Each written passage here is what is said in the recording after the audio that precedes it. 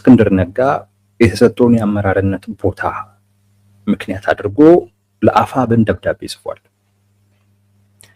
ደብዳቤው 3 ነገሮችን የያዘ ነው። አንደኛው የአመራርነት ቦታውን እንደማይቀበል የሚያሳይ ነው። ለምን ያንን ቦታ እንዳልተቀበለ አልገለጸም እስክንድር።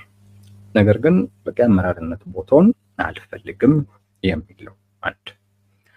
ሁለተኛው የአመራር ቦታውን አልፈልግም ሌላ ሰው ተኩበት ብልም ግን ከድርጅቱ እለቃለሁ ማለት ግን አይደለም የሚል ነው። ስለዚህ በድርጅት ውስጥ በተራ አባልነት በአመራርነት ሳይሆን በአባልነት ተሳትፎዬን እቀጥላለሁ፣ ከኔ የሚጠበቀውን ኃላፊነትና ግዴታ እወጣለሁ የሚል ነገር አቅርቧል። ሶስተኛው ለድርጅቱ እንደዚሁም ደግሞ ለአመራሩ አዲስ ለተመረጠው አመራር ያለውን ምኞት የገለጸበት ነው። እንዲሳካላቸው ጥሩ ምኞት እንዳለው የገለጸበት ነው። እነዚህን 3 ነገሮች ያካተተ ነው ደብዳቤው። ሰዎች በተለያየ አይነት መንገድ እየተነጋገሩበት ነው። አንዳንዶች ተመሰረተ የተባለው አዲሱ ድርጅት አንድ እክል እንደገጠመው አድርገው በዛ አይነት መልኩ እያነሱት ነው። አንዳንዶቹ ደግሞ ጉዳዩን ለማስተባበል ሲሞክሩም ደግሞ አስተውለናል። እስክንድር እኮ አመራርነቱን አልፈልግም አለ እንጂ በድርጅት ውስጥ እኮ የመቀጠል ፍላጎት አለው፣ ብዙም ሊጮህ የሚገባ ሊወራበት የሚገባ ጉዳይ አይደለም ብለው በተወሰነ ደረጃ ፕሮፋይሉን ሊቀንሱት ሲሞክሩ አይተናል። በዚህ ጉዳይ ላይ የኛን ሐሳብ እንነግራችኋለን።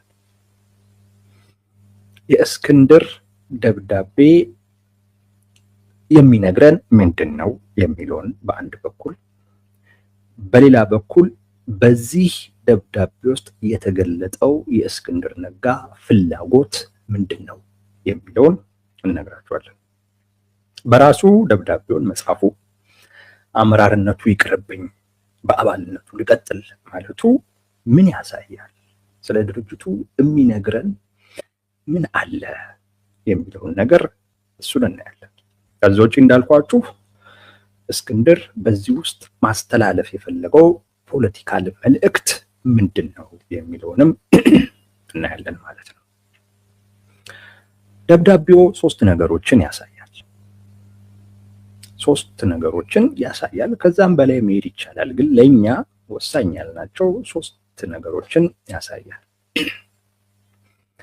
አንደኛው የአፋብን የአዲሱ ድርጅት አመራሮች በመግለጫም ኢንተርቪውም በድምጽም ጭምር የነገሩን አፋብን የሚባለው አዲሱ ንቅናቄ ቀድሞ አፋሃድ የሚባለው በእስክንድር ነጋ የሚመራው ቀድሞ አፋብሃ የሚባለው በነዘመነ ካሴ በቡድን በ13 አመራሮች ይመራ የነበረው እነዚህ 2 ስብስቦች ተነጋግረው ተደራድረው የፈጠሩት አዲስ ወጥ ድርጅት መሆኑን ነው የነገሩ። የእስክንድር ደብዳቤ ይሄ የነሱ ንግግር ውሸት መሆኑን የሚያሳይ ነው። ውሸት መሆኑን የሚያሳይ ነው። የድርድር ውጤት አይደለም። ይልቅስ የአንደኛው ስብስብ የበላይነት የነበረበት የአንደኛው ስብስብ ፍላጎት ብቻ በአብዛኛው የተፈጸመበት ድርጅት ነው ማለት ይቻላል።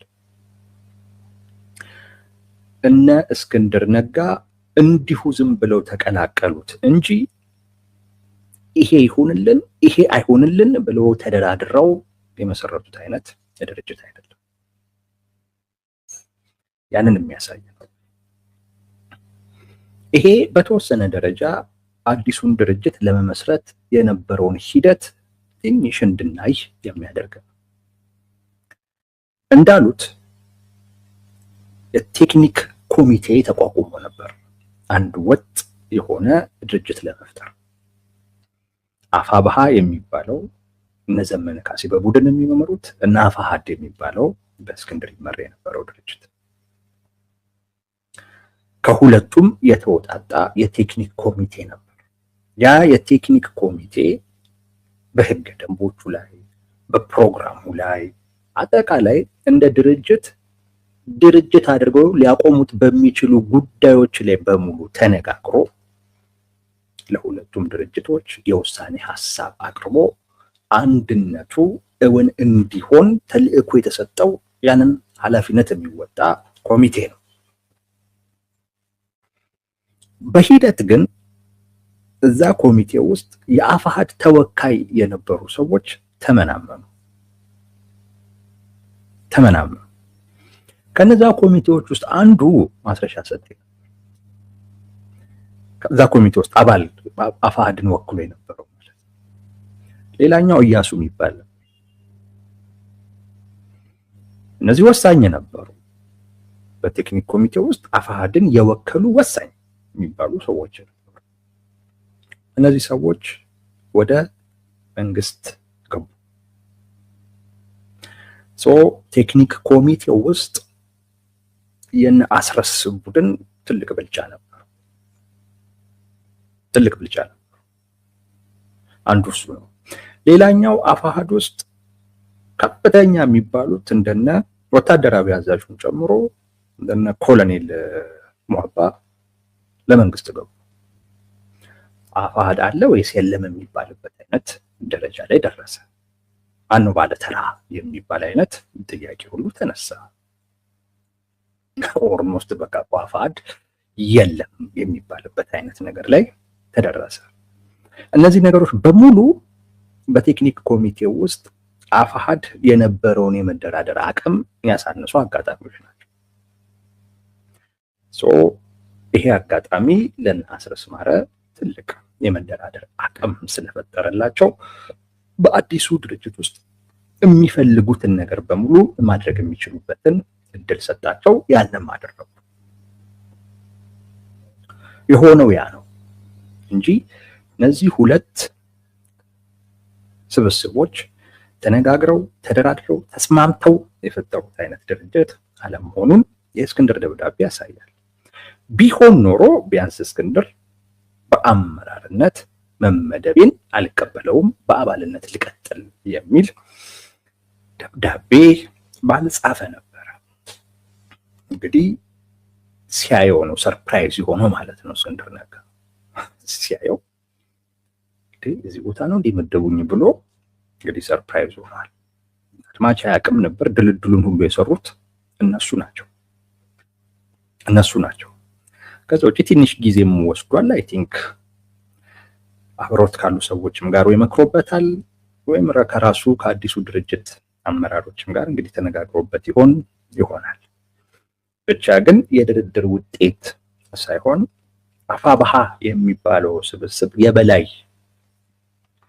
ሆኖ የመሰረተው ድርጅት አድርገን ልንቆጥረው እንችላለን። አንድ እሱን የሚያሳይ ነው። ሁለተኛው ደብዳቤው ቅሬታ ነው። በነገራችን ላይ የእስክንድር ደብዳቤ ቅሬታ ነው። መጣበታለሁ እሱ ላይ እነ አስረስ ማረ እነ እስክንድር ማነው እነ ዘመነ ካሴ የእነሱን ስም የምጠራው ሆን ብዬ ነው። ሂድ አትበለው እንዲሄድ አድርገው የሚል ስልት መጠቀማቸውንም ደብዳቤው ያሳያል። እስክንድር የጻፈው ደብዳቤ ያንን ያሳያል። ሂድ አትበለው ግን እንዲሄድ አድርገው ማለት በመሄዱም ተጠያቂ ላለመሆን፣ በመሄዱ ተጠቃሚ ለመሆን ማለት ነው። ተጠያቂ ሳይሆኑ ተጠቃሚ ለመሆን ሂድ አላሉትም፣ ግን እንዲሄድ የሚያደርግ ነገር ግን ተከትለዋል።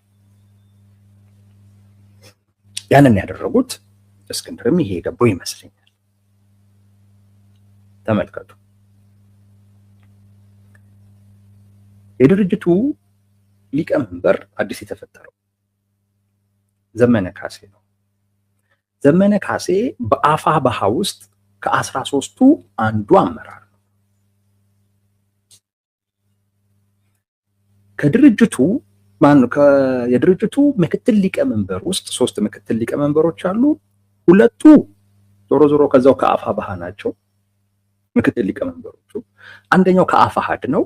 ከአፋሕድ ምክትል ሊቀመንበር የተደረገው ከእስክንድር ስር የነበረ ሰው ነው፣ መከታው የሚባለው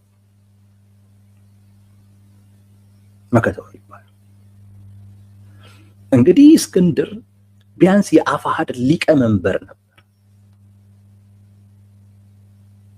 የአፋሕድ ሊቀመንበር ነው። የድርድር አቅማቸውን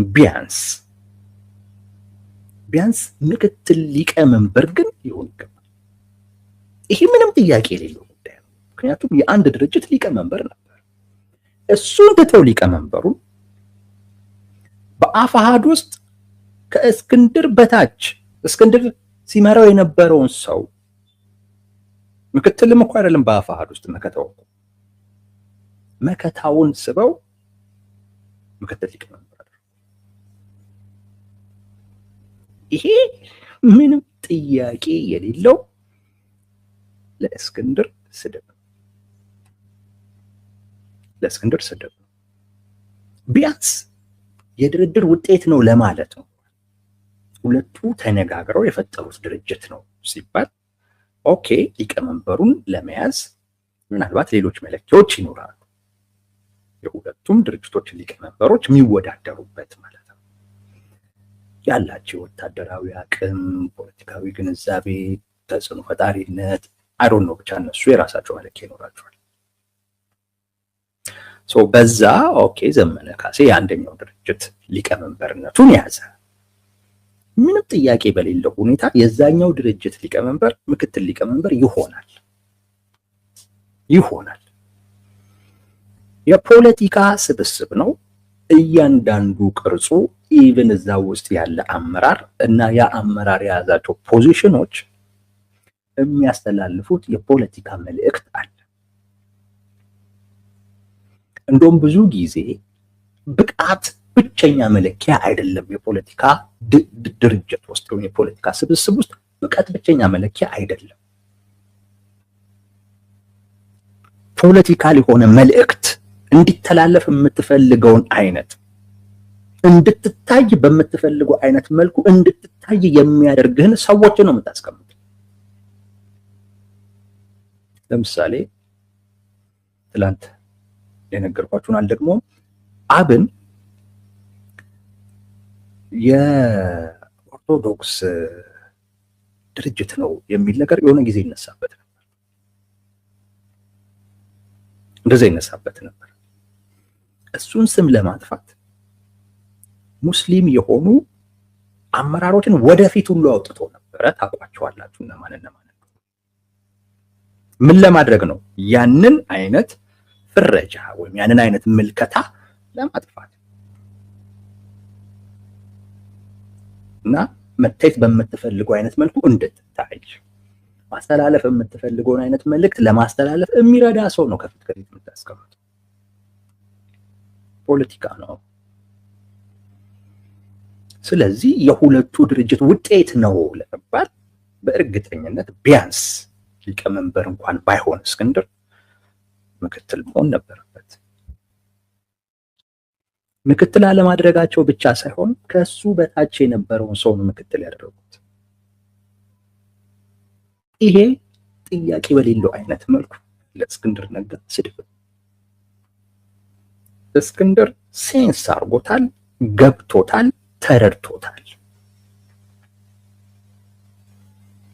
ይሄ ማለት ሂድ አይላሉትም፣ ግን እንዲሄድ ፈልገዋል። ለዚህ ማረጋገጫው ደግሞ እነ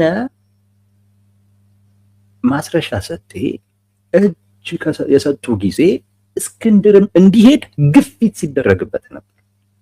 ለምን እስክንድር ሳይሄድ ለምን አይሄድም ሲባል ነበር። ባይዘዌ በነ ዘመነ ካሴ ቡድን በኩል በፋኖ አደረጃጀት ውስጥ የማይፈለግ ሰው ቢኖር እስክንድር ነጋ።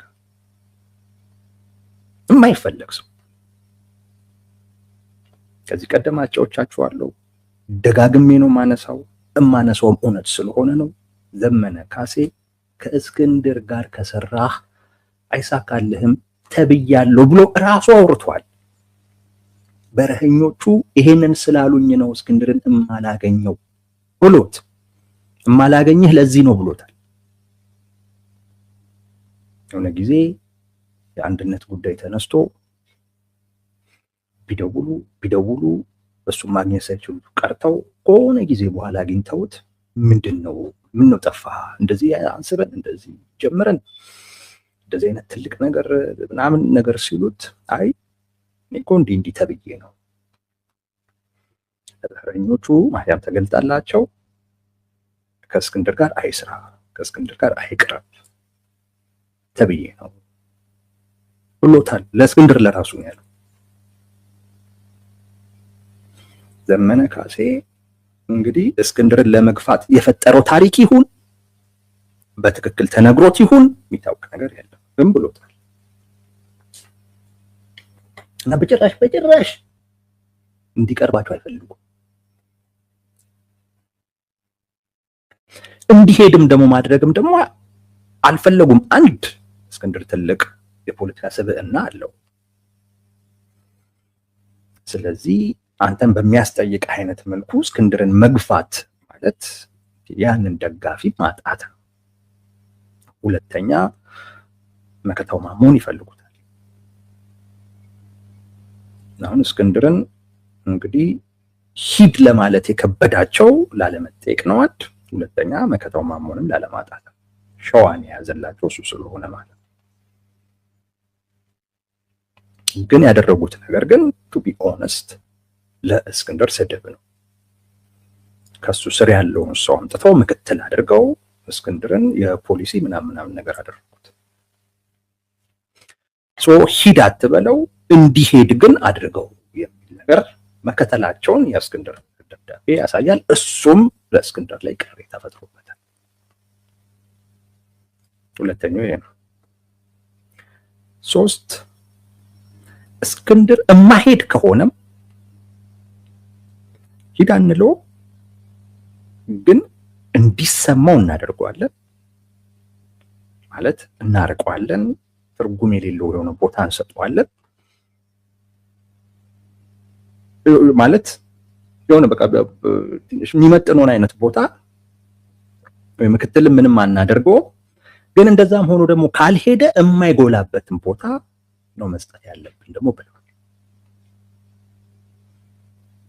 ለምሳሌ ልንገራችሁ፣ ድርጅቱ የውጭ ጉዳይ ዘርፍ አለ።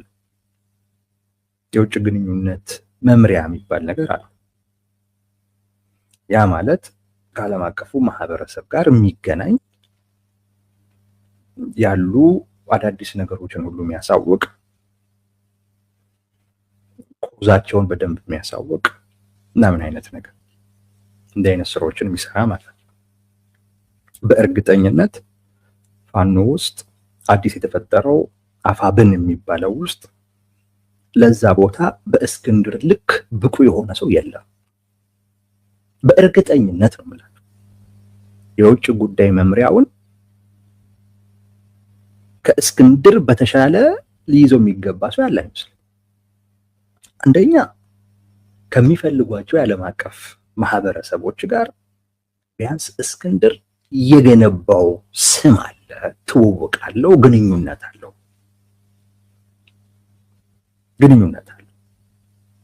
ከአሜሪካው ውጭ ጉዳይ ሚኒስቴር ማርኮ ሩቢዮ ጋር ግንኙነት አለው።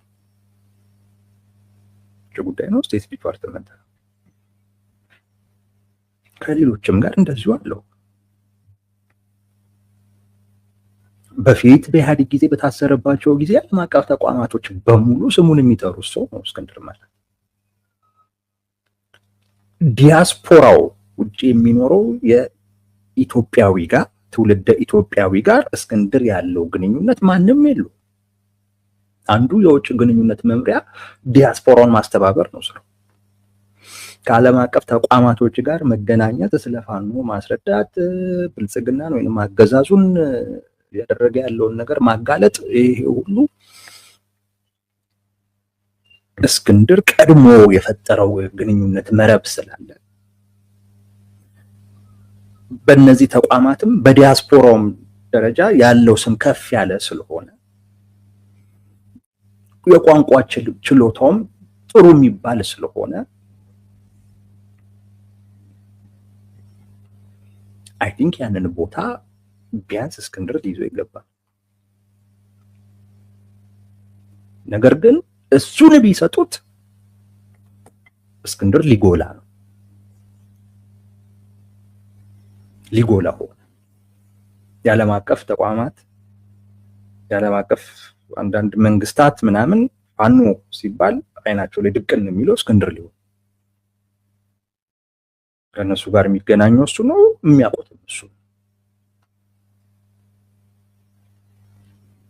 ስለዚህ እንዴት እስክንድር የድርጅቱ ምልክት የትግሉ ምልክት ሊሆን ይሄ በተአምር እነ ዘመነ ካሴ በፍጹም የሚዋጥላቸው ነገር አይደለም። ይሄ የሚዋጥላቸው አይደለም። ስለዚህ የማይጎላበትን ቦታ መርጠው የት ጋር አስቀመጡት? የፖሊሲና ስትራቴጂ መምሪያ ኃላፊ ያደረጉት። እሱ የሚያቀርበውን ፖሊሲ ተከትሎ የሚሄዱ ይመስል ከሱ ጋር የስትራቴጂ ልዩነት እንዳላቸው አደባባይ ላይ የተገለጠ ነገር መኖሩ የሚታወቅ ሆኖ ግን የፖሊሲና የስትራቴጂ መምሪያ ኃላፊ ያደረጉት። ዝም ብሎ ይቀመጥ እኮ ከሄደ ይሂድ ነው። ቅር ብሎት ከሄደ ይሂድ፣ አልሄድምም ደግሞ ካለ እዚሁ ጋር ይደብዝዝ፣ ይጥፋ።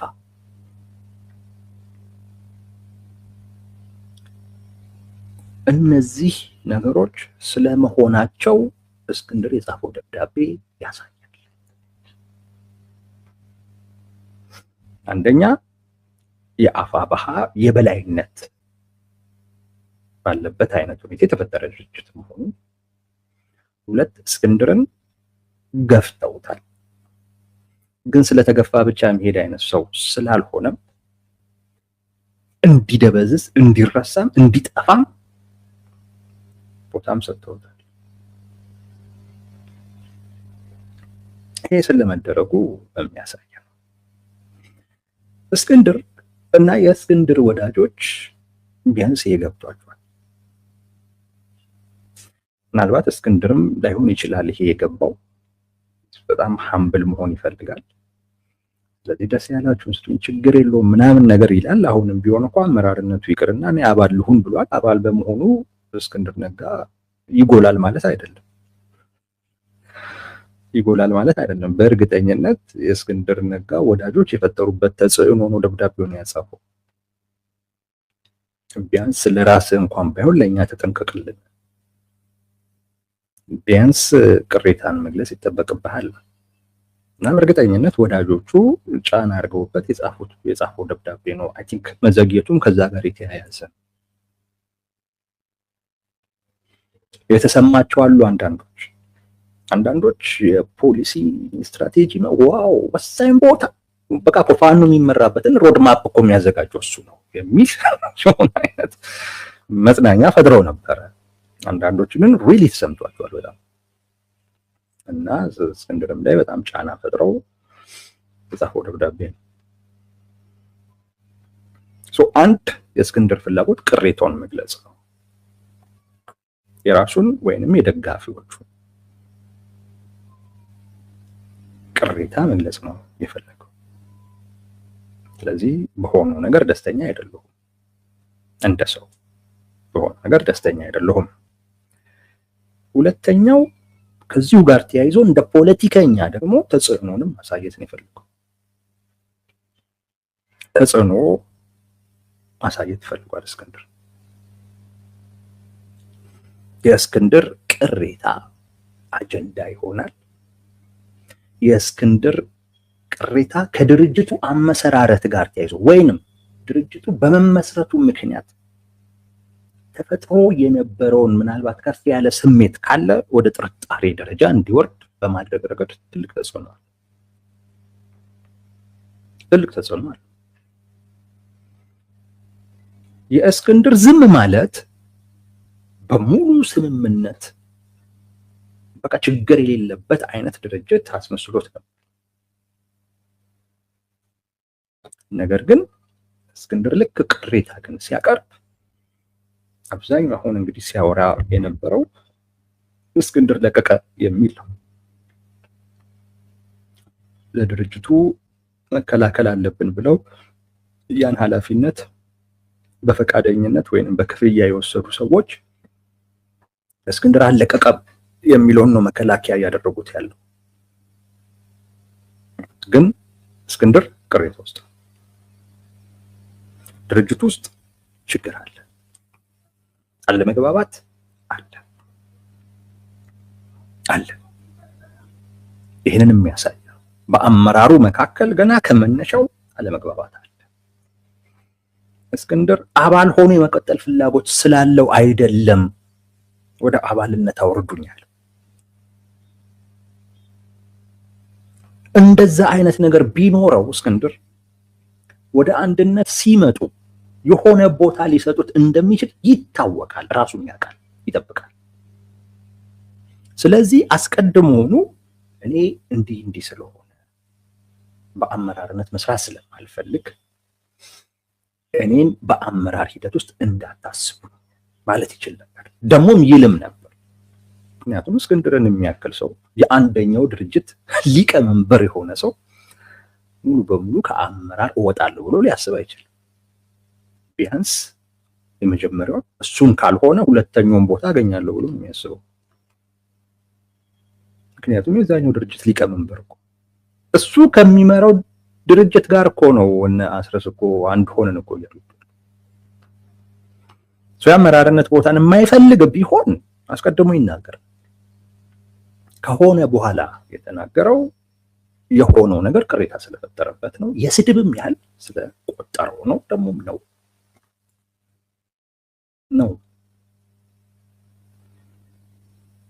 ከሱ በታች ያለን ሰው ምክትል አድርገ እስክንድርን ለዚያውም የእስክንድር ስትራቴጂ ከአማራ ብሔርተኝነት ጋር አይሄድም ምናምን ስትል ከርመህ ከዛን የስትራቴጂ መምሪያ ኃላፊ ስታደርገው ማለት ነው። ብዙ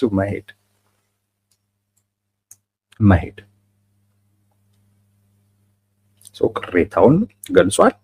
እንደገና ተጽዕኖን ማሳየት ፈልጓል።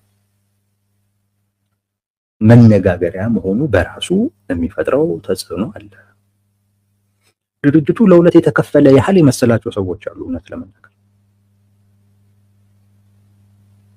አንዳንዶችም በዛ አይነት መልኩ ያወሩትም አሉ። እንደዛ ላወራው አልፈልግም። ትክክል ነው የነገርኳቸው። አንዳንዶች ለቀቀ የምትለውን ብቻ ወስደው ድርጅቱ ለሁለት ተከፈለ የሚል አይነት ትርጉም ለመስጠት በሚያስችል አይነት መልኩ መረጃውን ሲያሰራጩ ታይቻለሁ። ለሁለት አልተከፈለም፣ ነገር ግን ችግር ግን ያለበት ድርጅት መሆኑን ግን የሚያሳይ ነገር በደንብ አይተንበታል። አንዱ እንደ ሰው ቅሬታውን መግለጽ፣ እሱም ከደጋፊዎቹ የመጣ ጫና እንደሆነ እርግጠኛ ነኝ እና ተጽዕኖን በዛውም ማሳየት ነው የፈለገው። እኔን መግፋት ድርጅቱ ላይ ይዞት የሚመጣው ነገር አለ እዩት ነገር ነው እስክንድር። ሁለተኛውና ዋነኛው ጉዳይ ደግሞ አልሄድም። የፈለገ ትገፉኛላችሁ እንጂ አልሄድም። እንዳልኳችሁ እስክንድር እንዲሄድ በጣም ፍላጎት አለ።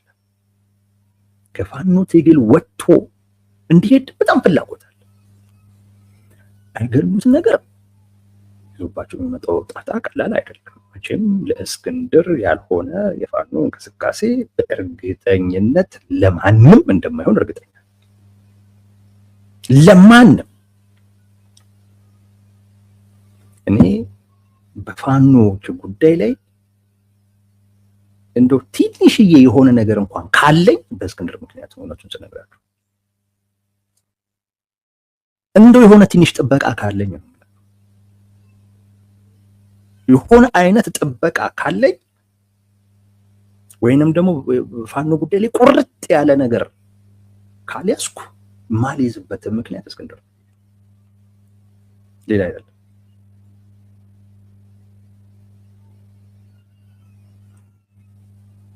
እና አልሄድም ነው እያለ ያለው አልሄድም ነው እያለ ያለው እስክንድር ቢሄድ እነሱ የሚጠቀሙ ይመስላችኋል እንጂ እውነት ለመናገር የሚጠቀሙት ነገር የለም። ቅድም እንዳልኳችሁ ነው። በእስክንድር ምክንያት ብቻ ትንሽ የሆነ ነገሩ እዛ የሆነ ሰው አለ። ቁጥሩ ቀላልም አይደለም።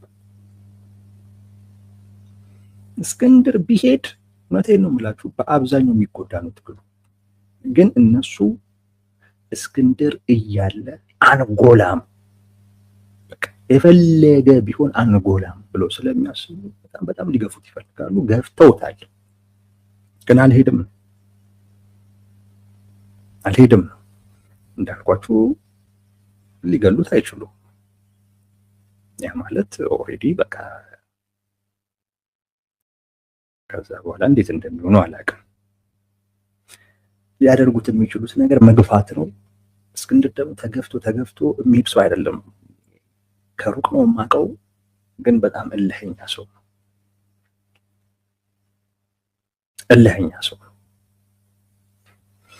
እና ያዘውም እልህም አለ። ለምንድን ነው ተገፍቼ የሚሄደው ነው። በቃ ያመንኩበት ትግል ነው። በማምንበት አይነት መልኩ እንቀሳቀሳለሁ።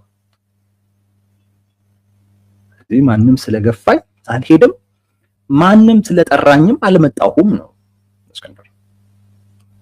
ማንም ስለጠራኝ አልመጣሁም፣ ማንም ስለገፋኝ አልሄድም። እና የሱ ምርጫ ይሄ ነው።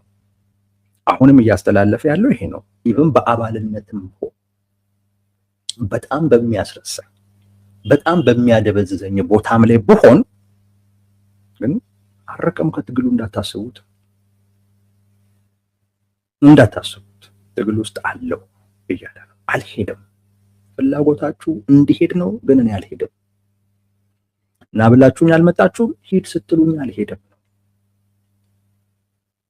ይሄን እስክንድር ዋነኛው መልእክቱ በደብዳቤው ውስጥ ያደረገው ያስተላለፈውም በቃ ፍላጎቱም ይሄ ይሄድ አልፈልግም።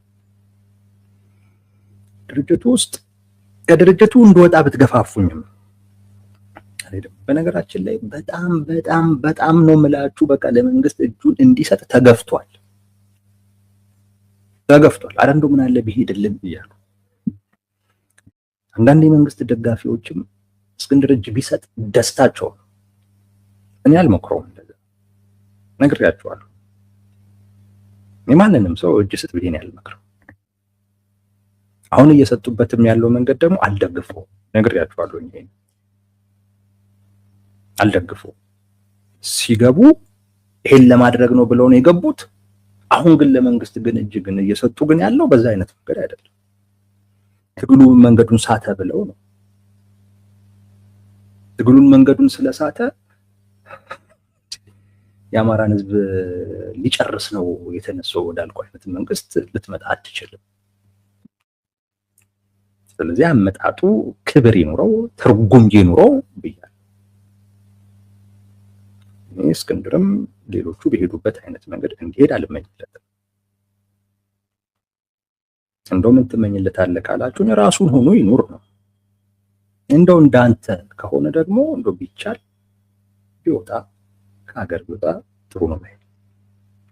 ከሀገር ወጥቶ ምናልባት እዛ በሚያደርገው እንቅስቃሴ እነሱን ማገዝ ከፈለገ በዛው ማገዝ፣ ካልሆነም ደግሞ አጠቃላይ ትግሉን በአጠቃላይ በሀገር ደረጃ ያለውን ትግል ደግሞ ማግዝበት መንገድ ደግሞ አለ ካለ በዛ አይነት መልኩ ቢያግዝ ነው የምመኝለት። የእሱ ምኞት ግን እንዳልኳችሁ አልሄድም ነው። የፈለገ ትገፉኛላችሁ እንጂ አልሄድም የሚል አቋም ነው ያለው። የእስክንድር ደብዳቤ እነዚህን አሁን የነገርኳችሁን ሁለት ፍላጎቶች፣ ቅሬታውን እንደ ግለሰብ መግለጽ፣ እንደ ፖለቲከኛ ያለውን ተጽዕኖ ማሳየት። ከዛ ውጪ ፍላጎታችሁ ገብቶኛል፣ ግን የኔ ፍላጎት ከናንተ በተቃራኒ እንዲሄድላችሁ ነው፣ ግን አልሄድም የሚል ነው። የሚያሳየን 3 ነገሮች አሉ። አንዱ በሁለቱ ድርጅቶች የድርድር ውጤት የተመሰረተ አዲስ ድርጅት አለመሆኑ፣ 2 እስክንድር ነጋን ሂድ አትበለው ግን እንዲሄድ አድርገው የሚል ስልት እነ ዘመነ እነ አስረስ ብዬ ነው ስምጠራው፣ ቅድም እንዳልኳቸው ያደረጉት እነሱ ናቸው ብዬ ስለማመን ነው። ያንን አይነት ስልት ስለመጠቀማቸው፣ ከዛ ውጪ አልሄድም ደግሞ ካለ የሚደበዝዝበት አይነት ቦታ ይቀመጥ ስለማለታቸው፣ እስክንድር ማዕከል ተደርጎ ምን እናድርገው የሱን ጉዳይ ተብሎ ውይይት እንደነበር የሚያሳይ ነው እስክንድር አሁን የጻፈው ደብዳቤ። ይህን ይመስላል ወዳጆች።